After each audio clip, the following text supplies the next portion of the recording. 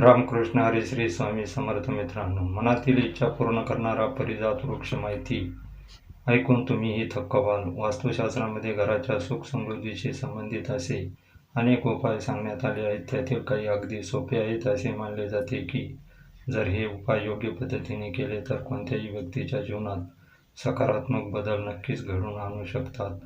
असे मानले जाते की जर एखाद्या व्यक्तीने वास्तुशास्त्रानुसार आपल्या घरात सर्व काही ठेवले तर घरात सुख समृद्धी निश्चित येते. वास्तुशास्त्रानुसार वस्तू ठेवल्याने जीवनात अडचणी येत नाहीत. त्याचप्रमाणे वास्तुशास्त्रात काही झाडे अतिशय शुभ मानली जातात. असे मानले जाते की अशी काही झाडे आहेत जी शास्त्रात दिलेल्या नियमानुसार घरात लावल्यास देवी लक्ष्मीचा नेहमी घरात वास करते. प्रत्येक मनोकामना पूर्ण करणारे परिजात वृक्ष. हिंदू धर्मात परिजाताबद्दल बरेच काही सांगितले गेले. परिजात वृक्षाला दिव्य म्हटले आहे. परिजात एक असं झाड आहे जे कोणत्याही इच्छा पूर्ण करू शकतात असं म्हटलं जातं. या झाडांच्या फुलांचा पूजेमध्ये वापर केल्याने देवांचा आशीर्वाद मिळू शकतो. त्याचबरोबर ज्योतिषशास्त्रानुसार परिजातकाच्या फुलांचे पूजेतील महत्त्व आणि त्या संबंधित रजक रहस्य आहेत ते कोणते, तर पुराणानुसार परिजातकाची उत्पत्ती समुद्र मंथनातून झाली आहे. हे झाड आधी स्वर्गात गेलं आणि नंतर तिथून पृथ्वीवर आलं अशी आख्यायिका आहे. त्याचबरोबर परिजात वृक्ष प्रभू श्री रामचंद्र आणि माता सीता यांच्याशी संबंधित मानलं गेलंय. प्रभू श्री रामचंद्रांनी वनवासात माता सीतेसोबत हे झाड पाहिलं होतं असं म्हणतात. वनवासाच्या दिवसात माता सीता आणि फुलांचा हार विणायची आणि या झाडांची फुले वेचून स्वतःला सजवायचे असाही उल्लेख आहे. त्यामुळे फुलांचा शृंगार हार आणि हारसिंगार असेही म्हटलं जातं. माता सीतेने पूजेत परिजात फुलांचा वापर सुरू केला. परिजात फुलं देवी लक्ष्मीलाही खूप प्रिय आहे. पूजेसाठी त्याचा वापर केल्याने घरात सुख समृद्धी येते. त्याचबरोबर असे समजले जाते की पूजेत परिजात फुलांचा वापर केल्याने संपत्ती वाढून कुबेराचे दरवाजे उघडतात. पूजेत परिजात फुलांचा वापर केल्याने प्रत्येक देवी देवता प्रसन्न होऊ शकते आणि ग्रहही प्रसन्न होतात. त्याचबरोबर परिजाताबद्दल देखील एक रहस्य आहे ज्यानुसार ते शापित वृक्ष मानले गेले. हा शाप इंद्रदेवाने परिजातकाला दिला होता. याची कथा अशी आहे, जेव्हा भगवान श्रीकृष्ण परिजाताला आपल्यासोबत पृथ्वीवर घेऊन गेले तेव्हा इंद्राने परिजाताला शाप दिला होता. शाप असा होता की परिजातकाचे फूल रात्रीचं उमलायचं आणि पहाटे गळून पडायचं. मात्र परिजात हे एकमेव फूल असे आहेत की जे जमिनीवर पडल्यानंतरही पूजेत वापरता येतं. त्याचबरोबर त्याच्या अंगणात परिजातकाचा सडा पडतो. तेथे शांतता समृद्धी नेहमी नांदते असेही म्हणतात. परिजात वृक्ष थेट स्वर्गातून आलेला आहे. समुद्र मंथनातून निघालेले हे 13वे रत्न. देवांचा या राजा या नात्याने इंद्राकडे होते. स्वर्गातील इंद्राच्या ऋणवेटिकेत तो लावला गेला. एकदा नारद मुनींनी ही फुलं रुक्मिणींना आणि सत्यभामाला दिली आणि मग वृक्षाखाली दोघांनी हट्ट केला. रुक्मिणीलाही या वृक्षाची फुले हवी होती. सत्यभामाला तर अख्खा वृक्ष हवा होता. भगवान श्रीकृष्णाने सत्यभामेसाठी हा वृक्ष इंद्रासाठी लढाई करून पृथ्वीवर आणला. भगवान श्रीकृष्णाने वृक्ष सत्यभामाच्या दारात लावला, पण फुलं मात्र रुक्मिणीच्या अंगणात पडत असत असाही उल्लेख आहे.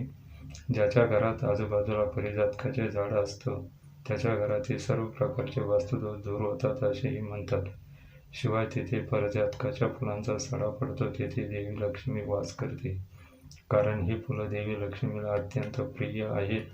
म्हणून देवी लक्ष्मीच्या पूजेसाठी स्वतःहून खाली पडलेली फुलं देवीला अर्पण केली जातात. परिजातकाच्या सुगंधात आपल्या जीवनातून ताण काढून जीवन आनंद भरण्याची शक्ती असेही म्हणतात. या फुलांचा सुगंध आपलं मन शांत करतात, कुटुंबात आनंदाचे वातावरण राहतं आणि निरोगी त्याचबरोबर दीर्घायुष्य प्राप्त होऊ शकतात. परिजातकाची फुले फक्त रात्रीचे फुलतात आणि सकाळपर्यंत कोमेजून जातात. ज्याच्या अंगणात ही फुलं उमलतात तेथे शांतता आणि समृद्धी नेहमी राहते. याही व्यतिरिक्त हृदयरोगासाठी परिजातकाची फुलांचा खूपच फायदेशीर आहेत.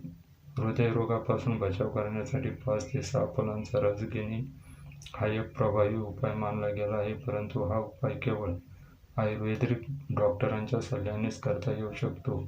त्याची फुलं, पानं आणि सालसुद्धा औषधी म्हणून वापरली जातात.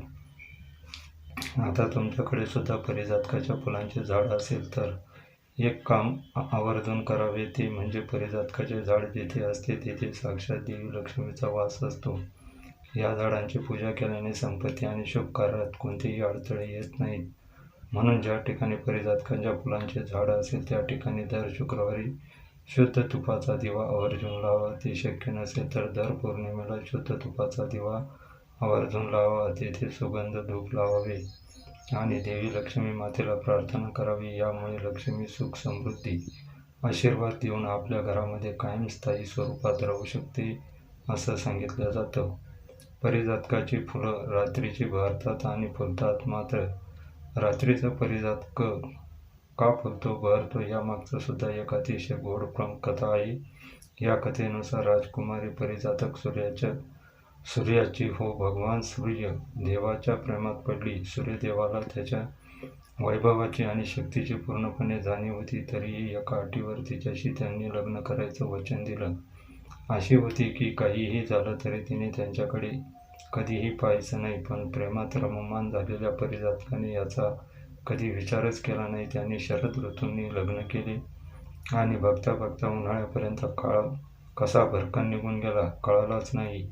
उन्हाळा येताच सूर्यदेवताची शक्ती पूर्वीपेक्षा अफाट वाढली, इतकी की परिजात त्यांच्याशी एका कटाक्षाने भस्म होऊन जाईल. अशाच एका दुपारच्या वेळी सूर्य परिजातकाच्या दारात खाली उतरला आणि परिजात भान हरपून त्याच्याकडे पाहतच राहिली. वचनबंधनामुळे तो प्रचंड क्रोधित झाला आणि रागाच्या भरात अजून तापला. या सगळ्यात परिजात राग होऊन स्वतःच्याच राखेत बुडून गेली. त्यामुळे जेव्हा त्यांचा राग शांत झाला तेव्हा त्याला परिजातकाच्या जीवापाड प्रेमाची जाणीव झाली. शरीर भस्म झाल्याने देवांनी तिला एका झाडाच्या रूपात पुन्हा जिवंत केले आणि पुन्हा असं घडून न येण्यासाठी रात्री सूर्यदेव तिच्या भेटीला जातात. या भेटीत परिजातकाची फुलं रात्रीच्या वेळी बहरून इतकी सुवासिक असतात की जणू सूर्याने तिचं चुंबन घेतलं असेल आणि प्रेमात स्वतःला विसरून जातात. पहाट होतात, देव आपल्या कामावर रुजू होतात आणि त्यांच्या पहिल्या किरणाने जमिनीला स्पर्श करतात. फुलं खाली गळून पडतात. याच कथेच्या दुसऱ्या आवृत्तीत असं म्हटलं जातं की सूर्यदेवाने परिजातकाचे प्रेम नाकारलं आणि राजकन्या ते सहन करू शकले नाही.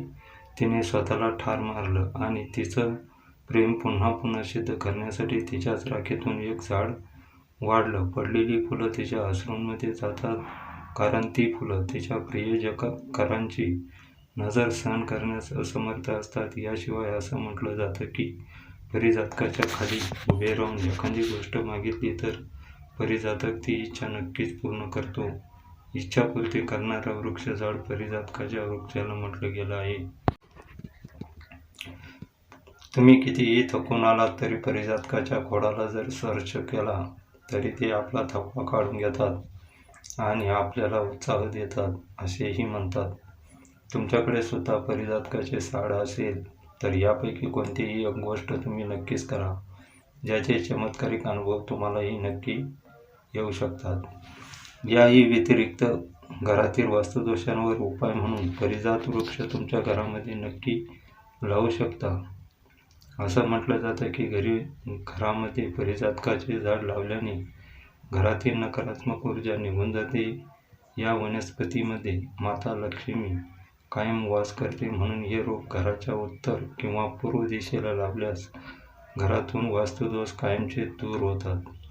याही व्यतिरिक्त तुम्हाला नोकरीसंबंधी, व्यवसायासंबंधी काही समस्या असल्यास, दीर्घकाळ प्रगती होत नसल्यास परिजातकाची 21 फुलं लाल कपड्यांमध्ये बांधून घरात किंवा व्यवसायाच्या ठिकाणी माता लक्ष्मीजवळ ठेवावी. असं केल्याने व्यवसायात प्रगती होण्यास मदत मिळू शकते. त्याचबरोबर नोकरदारांना कॅरिअरमध्ये मिळू शकतात असे म्हटले जाते. या उपायाने प्रगती होत जाते. याही व्यतिरिक्त निरोगी आरोग्य जपण्यासाठी सुद्धा परिजातक फुलांचा उपयोग केला जातो. केवळ पूजेसाठीच नाही तर आयुर्वेदिक परिजात फायदेशीर मानले जातात. याही व्यतिरिक्त आर्थिक शुभता, कर्जमुक्ती, तुमचा पैसा कुठेतरी अडकला असेल किंवा तुमच्या डोक्यावर भरपूर कर्ज झालं असेल तर या कर्जातून लवकरच मुक्ती मिळण्याची असेल तरी सुद्धा परिजातक उपयुक्त ठरू शकतात. परिजातकाच्या वनस्पतीच्या मुळाचा एक तुकडा घ्यावा आणि लाल कपड्यात बांधून देवी लक्ष्मीसमोर ठेवावा. त्यानंतर देवी लक्ष्मीची आणि मुळ्यांची विविध पूजा करावी आणि मुळांवर हळद कुंकू व्हावं. त्यानंतर कनकधारा स्रोताचे पठण करावे. पूजा झाल्यानंतर घरातील पैशाच्या ठिकाणी किंवा पर्समध्ये हे मूळ ठेवून द्यावे. असे केल्याने कर्जातून लवकरच सुटका होण्यास मदत मिळू शकते. अडकलेला पैसाही परत मिळू शकतो आणि घरात सुख समृद्धी नांदायला वेळ लागत नाही, अशी ही मान्यता आहे. परिजात वृक्ष किंवा हरसिंगार वनस्पती हे अतिशय योग्य मानले जाते, कारण ते लावलेल्या घरात शांती आणि समृद्धी येते. वास्तूनुसार हे झाड घरामध्ये योग्य दिशेने लावल्यास तुमचे घर सुख समृद्धी आणि सौभाग्याने भरून जाईल. जर तुम्ही वास्तू आस्तिक असाल किंवा अशा गोष्टींवर तुमचा विश्वास असेल तर तुम्ही परिजात वृक्षाचे फायदे विचारात घ्या आणि ते तुमच्या घरात लावा. हे जर घराच्या सजावटीमध्ये एक अद्भुत जोडसुद्धा असेल आणि मात्र निसर्गाची एक सुंदर भेट आहे. जर मित्रांनो तुम्हाला आजचा हा माहितीपूर्ण व्हिडिओ उपयुक्त वाटला असेल तर या व्हिडिओला एक लाईक नक्की करा आणि चॅनलला सबस्क्राईब करून आम्हाला प्रोत्साहित करा. असेच नवनवीन व्हिडिओ संपूर्ण पाहिल्याबद्दल तुम्हा सर्वांचे मनपूर्वक आभार. धन्यवाद. श्री स्वामी समर्थ. राम कृष्ण हरी. जय श्रीराम. जय श्रीकृष्ण. जय माता.